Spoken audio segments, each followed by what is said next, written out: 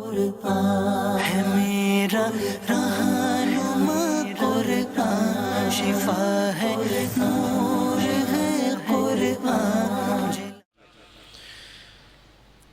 फरमाते हैं इमाम मोहम्मद गजाली रहमतुल्लाह ताला अलैह खुद फरमाते हैं कि मैं यानी इमाम गजाली कहता हूं मेरे नजदीक इसका जामे और बेहतरीन तरीका यह है कि मज़कूरा बाला दोनों तरीकों को बरुए कार लाया जाए। लिहाजा सबसे पहले शैतान मरदूद की शरारतों से अल्लाह तबारक व तआला की पनाह ली जाए, जैसा कि अल्लाह रब्बुल इज्जत ने हमें उसका हुक्म इरशाद फरमाया। और अल्लाह तबारक व तआला हमें शैतान लईन से महफूज रखने के लिए काफी है। शैतान कितना बड़ा ताकतवर, उसे मोहलत किसने दी? रब ने दी। ये ताकत किसने दी? रब ने दी। और जब बंदा रब की पनाह में आ जाए तो फिर शैतान से बचाने के लिए अल्लाह की मदद ही काफी है। बंदे को अल्लाह की मदद ही काफी है। इसलिए कभी भी वसवसा आए ला हौला वला कुव्वता इल्ला बिल्लाहिल अलिय्यिल अज़ीम पढ़ना, कभी वसवसा आए अऊज़ु बिल्लाहि मिनश शैतानिर रजीम पढ़ ले और अल्लाह रब्बुल इज्जत की बारगाह में दुआ करते रहना चाहिए। नमाज पढ़ी, रब की बारगाह में दुआ करें कि ऐ अल्लाह मैंने ये जो नमाज पढ़ी है इसे शैतान के असर से बचा ले, मेरे इस अमल को शैतान से बचा ले कि मेरा अमल जाया ना हो, जो मैंने काम कर लिया ये जाया ना हो। अब देखें एक किसान जो है वो खेत उगाता है, बीज डालता है, उसकी कितनी रखवाली करता है, ना वो सर्दी देखता है ना वो गर्मी देखता है, कितना पानी देना है कितना नहीं देना, और इसे कीड़े मकोड़ों से बचाना है, जानवरों से बचाना है, परिंदों से बचाना है, कितनी कोशिश करता है, अपनी नींद की कुर्बानी दे देता है। यहां तक कि वो बंदा जिस मिट्टी में खेत उगाता है वो मिट्टी के साथ मिट्टी हो जाता है, फिर जाके उसे कुछ फल मिलता है।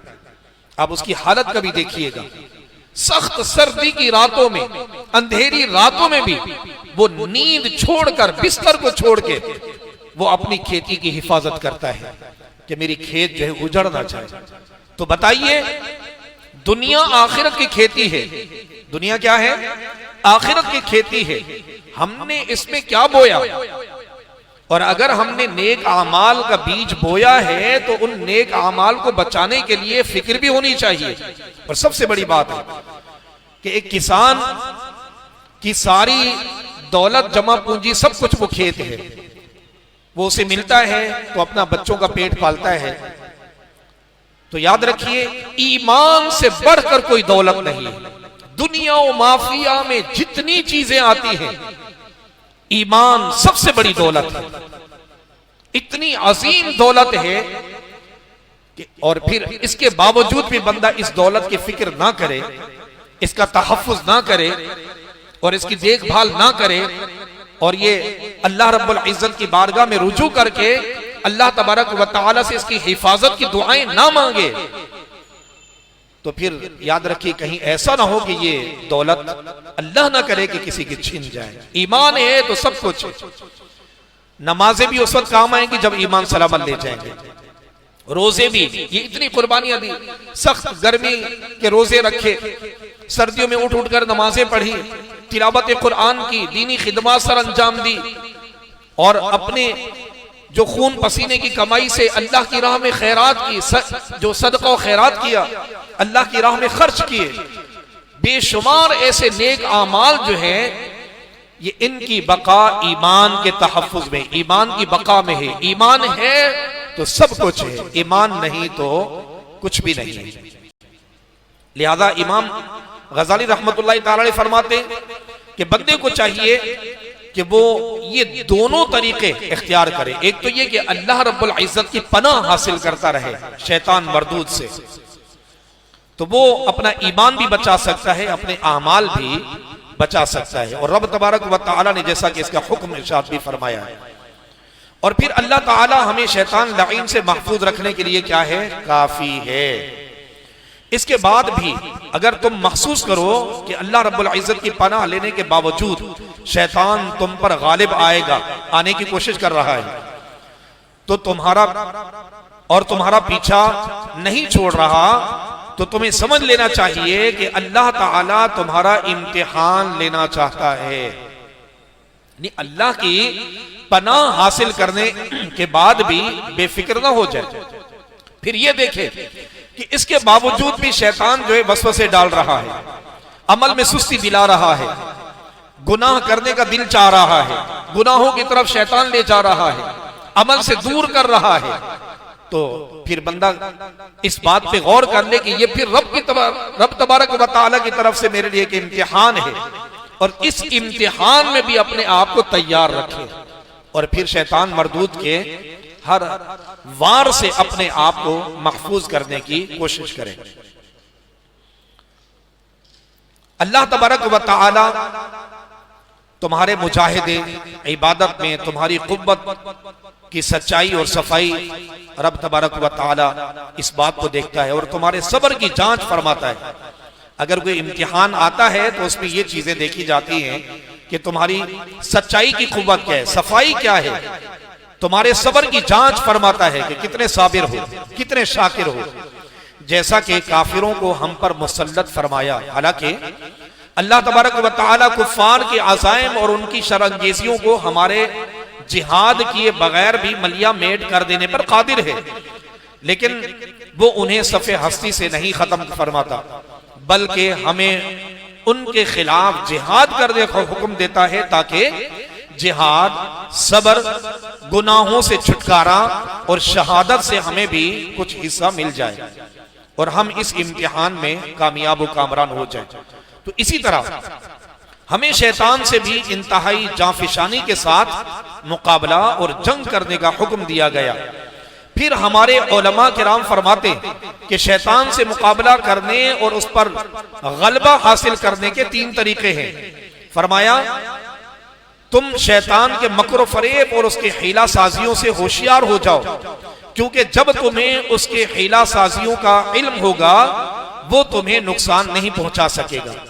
जिस तरह चोर को जब मालूम हो जाता है कि मालिक मकान को मेरे आने का इल्म हो गया और वो दूर भाग जाता है।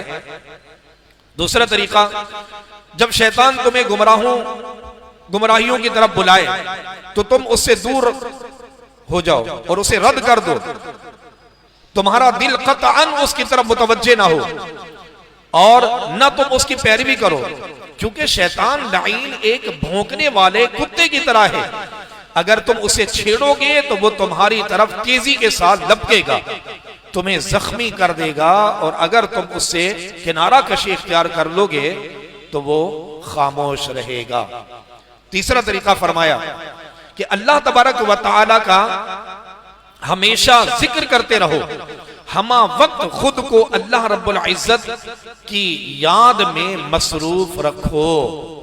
कितना प्यारा ये तरीका है, हर वक्त चलते फिरते उठते बैठते जो अपने रब को याद करता है, नमाजों की पाबंदी करता है, कुरान की तिलावत उसकी जबान पे जारी रहती है, तस्बीह और तहरीर उसकी जबान पे जारी रहती है, दुरूद की वो कसरत करता है, ये वो अमल है कि शैतान से उसे नजात दिला देता है। यानी यूं समझ ले कि शैतान मरदूद से जंग करनी है, उसे लड़ना है उसके साथ, तो खाली हाथ को नहीं लड़ना, कुरान की तिलावत के हथियार से लड़ना है, नमाज की पाबंदी के हथियार से लड़ना है, जिक्र और अज़कार राह खुदा में खर्च करने के हथियार उठाओ और शैतान से मुकाबला कर लो। इखलास का हथियार अपने पास रखो, मुखलिस हो जाओ, ताकि रिया के वार से तुम बच सको। तकब्बुर के वार ये शैतान के वार है। एक तरह से ये नेक आमाल क्या है, ढाल है। वो रिया का तीर तुम पर फेंकता है, वो कभी तकब्बुर के नेज़े से हमला करता है, वो कभी जो है वो खुद पसंदी का वार करता है कि बस मैं हूं सब कुछ। तो याद रखिए कई किस्म के उसके वार हैं, और उससे अगर बचना है तो अपने पास नेकियों के जो नेक आमाल हैं इसके हथियार अपने पास रखो। जो बंदा अल्लाह को याद करता है, अल्लाह रब्बुल इज्जत के मलाइका शैतान से उसकी हिफाजत के लिए मामूर होते हैं। उस बंदे की अब देखिए ना, एक बंदा बावुज़ू दुआएं पढ़कर तौबा इस्तिग़फ़ार करते हुए सो जाता है तो फरिश्ता उसके सिरहाने खड़े सारी रात उसकी हिफाजत करता रहता है, सारी रात हिफाजत करता रहता है। तो ये मुहाफिज़ीन मलाइका जो हमें नहीं दिख रहे, लेकिन अल्हम्दुलिल्लाह ये भी हमारे मुहाफिज बन जाते हैं। कब बनेंगे? जब हम नेकियों की तरफ आएंगे, जब अल्लाह तबारक व तआला की इबादत की तरफ आएंगे। अल्लाह रब्बुल इज्जत ने जिन्नों को ऐसा इल्म और इदराक दिया है कि वो इंसानों को देखते हैं, और इंसानों को ऐसा इदराक नहीं कि वो हर वक्त जिन्नों को देख सके। अलबत्ता बाज़ औक़ात इंसान भी जिन्नात को देख लेते हैं। इस आयत मुबारका से यह भी मालूम हुआ कि शैतान का इल्म और उसकी कुदरत बहुत वसी है, कि वो हर जबान में, हर जगह, हर आदमी को वसवसे डालने की ताकत रखता है। आपने नेकी करने की अपनी किसी जबान में ही नियत कर दी, उसे पता चल गया। ये सारी जबानें जानने का इल्म उसके पास। फिर आप किसी जगह पर भी हैं, आप बंद कमरे में क्यों ना हो, चाहे आप किसी भी महफूज मकाम पे क्यों ना हो, आप जो भी इरादा करेंगे शैतान को इल्म हो जाएगा कि ये नेकी करने वाला है। ये ताकत और ये वुसअत अल्लाह रब्बुल इज्जत ने शैतान को दे दी है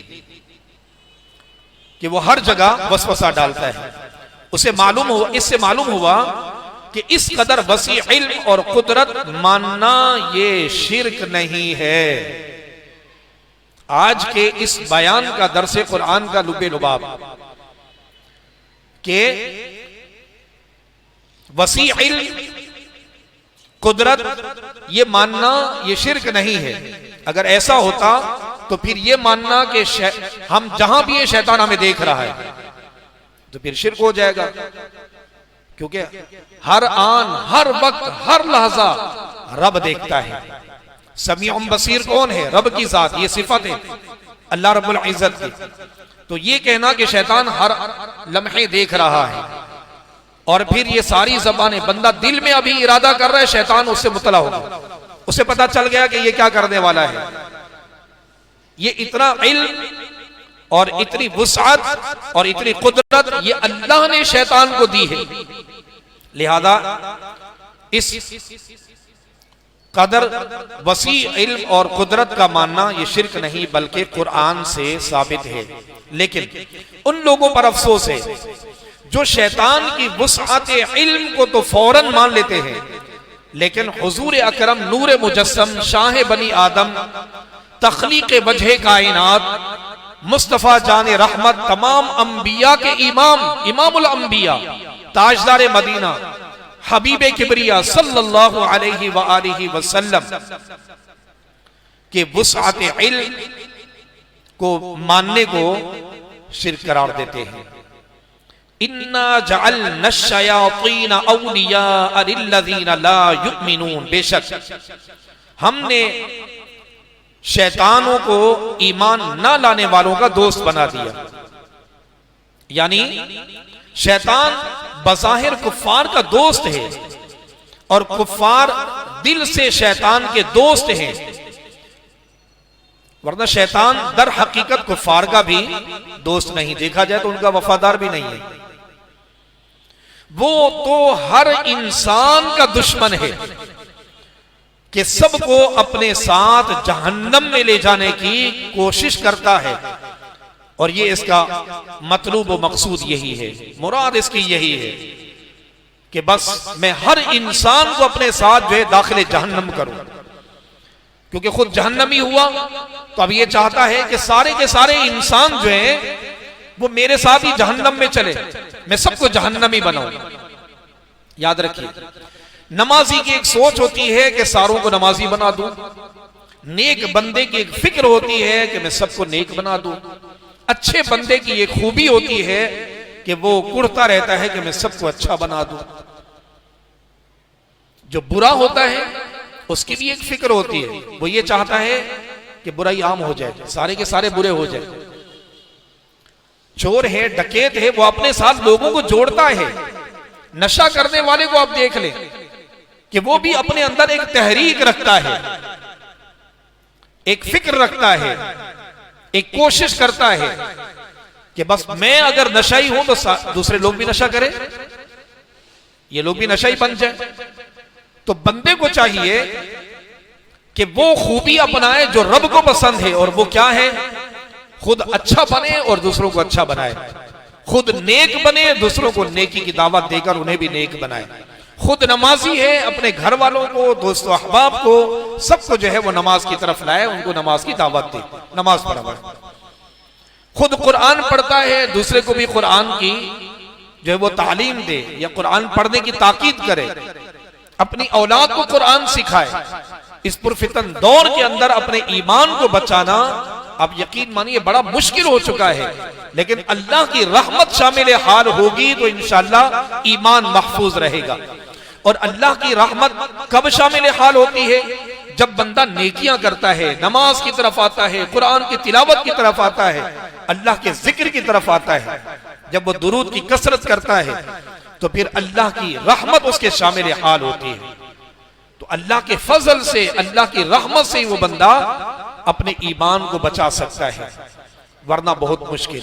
लिहाजा हमें चाहिए कि इन कुरान पाक जो तफासीर वगैरह पढ़ी हैं, सुनी है, तो इन पर हम खुद भी अमल करें और दूसरों को भी अमल करवाएं, ताकि हम सबका ईमान महफूज हो जाए, हम शैतान के असर से महफूज हो जाए और हम नेक बन जाए, अच्छे बन जाए, हमारा ईमान महफूज रहे और बेहिसाब किताब हम बख्शे जाए। रब तबारक व तआला हम सबको इन तमाम बातों पर अमल करने की सआदत नसीब फरमाए। आमीन बिजाहिन नबिय्यिल अमीन सल्लल्लाहु तआला अलैहि व आलिहि वसल्लम व आखिरु दअवाना अनिल हम्दुलिल्लाहि रब्बिल आलमीन।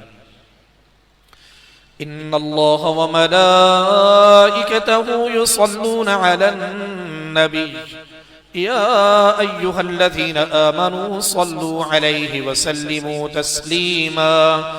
अल्लाहुम्मा सल्लि अला सय्यिदिना व मौलाना मुहम्मदिन मअदिनिल जूदि वल करमि व आलिहि व बारिक व सल्लिम। सुब्हान